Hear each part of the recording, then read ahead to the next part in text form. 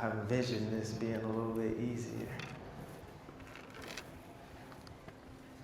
It is with sadness that I announce this will be my last session in the Missouri House of Representatives.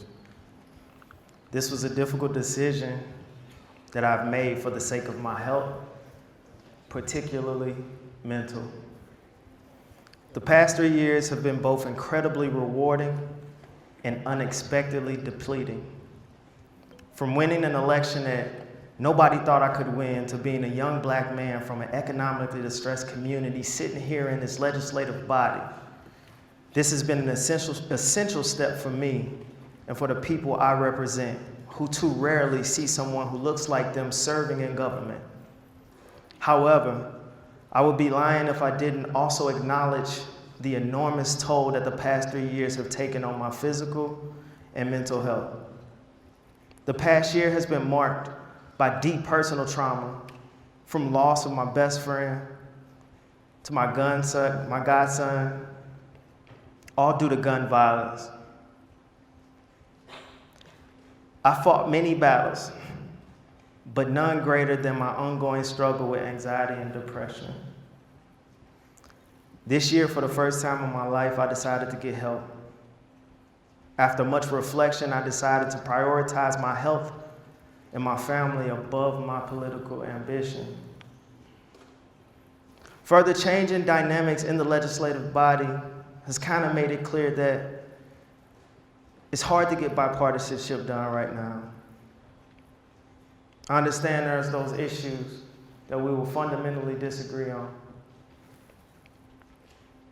Time is our most valuable resource. And my community doesn't have the luxury of waiting. People are dying each and every day.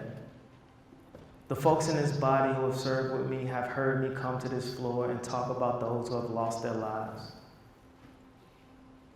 day in and day out.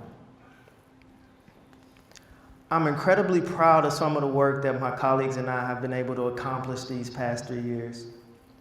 Passing HCR 70, declaring youth violence as a public epidemic, naming June 7th after my brother who was killed, put money into the budget for youth jobs, creating a Veterans Bill of Rights are just some of the highlights.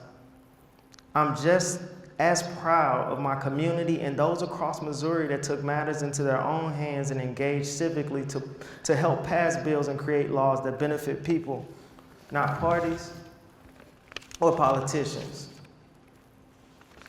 There will be those who will frame my decision as selfish or brash, or want to try to reframe this story from what it should be about. And that's my decision to take care of my mental health and to share my story so that it can help others do the same. Those who know me know I'm a person who doesn't let his pride overpower his judgment.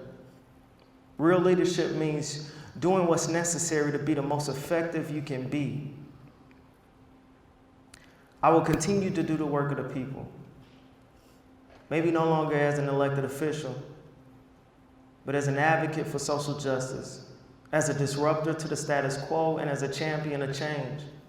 I'm a soldier, and soldiers belong in the battlefield. My battlefields are communities that are still fighting for Black lives, fighting for racial equity, fighting for voter rights, criminal justice reform, gender equality, public education, LGBTQ rights, and livable wages, just to name a few. So I will eventually be resigning my title and a seat in this body. I'm not resigning my role as a leader for my community. Instead, just redesigning it to be the most effective that I could be. So that includes taking care of my mental health and advocating that the others in my community do the same. Thank you to my constituents for the privilege of serving the 78th District. I will continue to fight on their behalf. Thank you to the members of the House of Representatives. I've made many friends in here, both Republican and Democrat, who I will hold dear to life. I've also made foes, both Republican and Democrat, who I will continue to show up, knock their doors, and hold them accountable. Above all, a thank you to my kids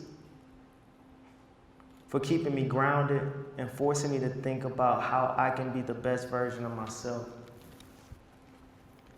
I thank the floor leader for this opportunity. But one couple more things I just want to say. I could not have done my job effectively without Danielle Spradlin. Danielle worked day in, day out. She moved here from St. Louis because she believed in me. And we were a dynamic team, and we continue to be a dynamic team. Cherish your legislative assistants. Cherish the staff that sit up there and make this place go round. Cherish our researchers who work day in, day out, our communications teams who work day in, day out, because without any of them, our jobs wouldn't be possible. I want to thank my leadership. I want to thank my freshmen who I came in with. That we started to build these relationships. When we talk about bipartisanship, it wasn't just a buzzword or a buzz phrase. Thank you to my wonderful minority floor leader, who is also my sister, who's worked so hard and has done an amazing job. Thank you to my friends in this body. Remember, there comes a time when you do something not because it's safe, not because it's popular, not because it's political, but because your conscience tells you it's right. So while we debate these bills and while you'll fight, as long as you're here, understand, communities are different. Take the time out and live.